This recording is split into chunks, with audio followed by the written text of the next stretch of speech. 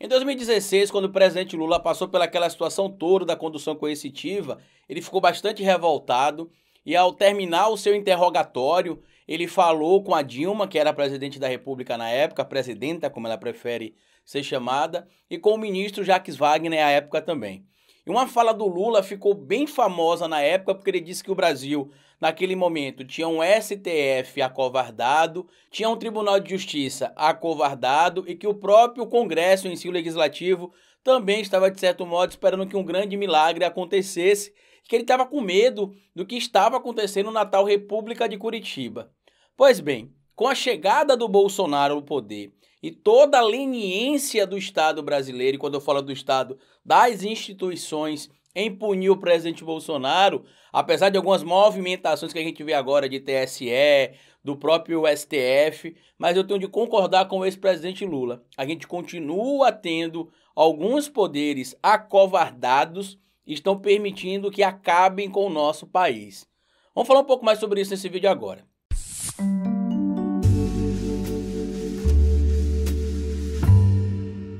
Pois bem, meus amigos, lá em 2016, uma fala do ex-presidente Lula ficou muito famosa em uma conversa com a ex-presidenta Dilma Rousseff, quando ele acabou de depor naquela condução coercitiva que o Moro tentou ali constranger ele, de certo modo, levando ele a depor forçado, mesmo sem ter intimado ele para depor em momento algum. E uma fala do ex-presidente Lula se referindo a algumas instituições, dentre elas o próprio STF, dizendo que o STF estava acovardado e que outros, evidentemente, institutos e outras organizações do Estado brasileiro também estavam acovardados, causou, de certo modo, um impacto negativo na sociedade, que na verdade a fala dele era categórica. Alguém deveria fazer valer o que está escrito na lei. Como aconteceu com o ex-presidente, por exemplo, que acabou sendo levado para uma condução coercitiva, mesmo sem ter sido convocado, ou convidado ou intimado a depor. E hoje, com tudo que está acontecendo no Brasil, essas afrontas do presidente Bolsonaro aos outros poderes, porque a gente precisa lembrar que os poderes não precisam se sobrepor, eles se complementam. O poder executivo não tem mais poder que o legislativo, nem que o judiciário, ao contrário. O problema é que o próprio presidente da República não entende a importância de cada um dos poderes e criou essa animosidade total que a gente vê hoje. Inclusive com ameaças, como ele falou categoricamente em entrevista concedida a alguns jornais, que ele irá ultrapassar sim as 4 linhas da Constituição, caso seja necessário. E por que ele fala isso tão abertamente, tão categoricamente e sem medo de ser punido? Porque durante muito tempo as instituições foram lenientes e foram tolerantes com o presidente Bolsonaro, desde a época que ele ainda era deputado federal. O problema é que a fala do Lula estava certa, assim como o golpe que deram na Dilma também, divulgado inclusive algumas falas depois do motivo que levou o golpe, naquele diálogo que a gente consegue ouvir entre o Sérgio Machado e o Romero Jucá, a gente entende o que é que esperava o Brasil no futuro. E a gente está vendo que mesmo com toda a situação que acometeu o Brasil a partir de 2016, as instituições continuam acovardadas. Por que eu estou falando isso para vocês, se em tese o STF agora decidiu incluir o Bolsonaro nas investigações dos inquéritos das fake news e que isso pode fazer com que o presidente da República mude um pouco o discurso? Porque, por exemplo, o Carlos Bolsonaro não tem prerrogativa especial ao nível de não poder ser preso cometendo, por exemplo, os mesmos crimes que o Daniel Silveira.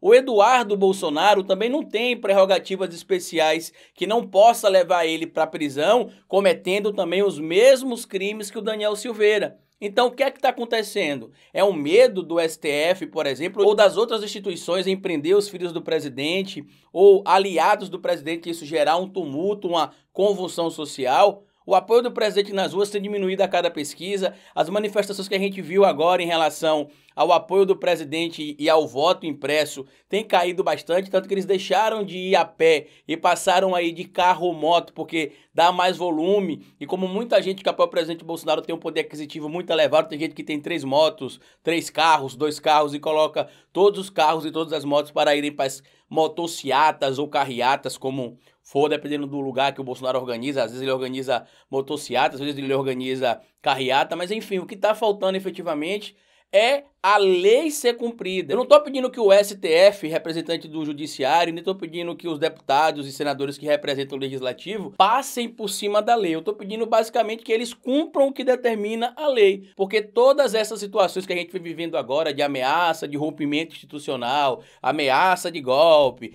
deputado avisando aquilo, ministro falando que não vai ter eleição, ministro levando o dedo na cara de deputado corrupto, grupo disso, rachadinha, o uso institucional da máquina pública em prol de um criminoso que ocupa a cadeira de presidente da República, tudo isso está acontecendo por leniência dos poderes estabelecidos na Constituição do nosso país. Por que em outros tempos você via senadores como o próprio Delcídio do Amaral sendo preso e a gente não viu o Aécio ser preso? A gente não vê o Carlos Bolsonaro ser preso, a gente não vê o Flávio Bolsonaro ser preso.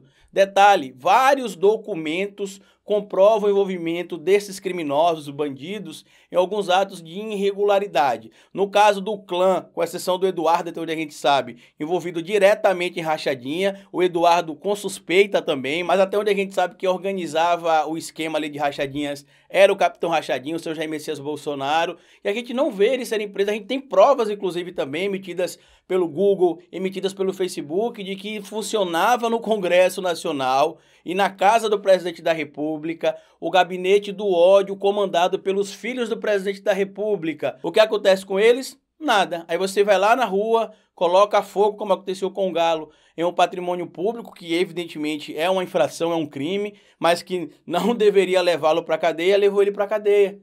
Então, o que está faltando no Estado brasileiro é que as instituições funcionem. Esse discurso que o Estado brasileiro democrático está pleno porque as instituições funcionam, isso é uma balela. Elas estão funcionando parcialmente. E como bem o Henry falou no vídeo dele, falando sobre a questão do Bolsonaro cometer crime ao vivo, eu também já acho que alguns institutos, algumas instituições, melhor dizendo, estão acovardadas, estão com medo, estão intimidadas. Só que a gente tem que tomar uma atitude agora, porque amanhã, com certeza, será pior. Mas enfim, compartilha esse vídeo com outras pessoas, se inscreva no canal, deixa like se você puder.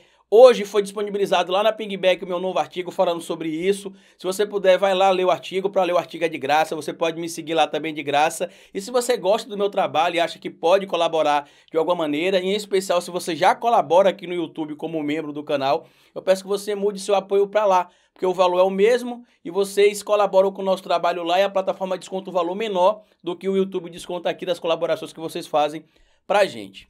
No mais, como eu sempre digo para vocês aqui no final dos vídeos, cabeça vazia e oficina para Bolsonaro.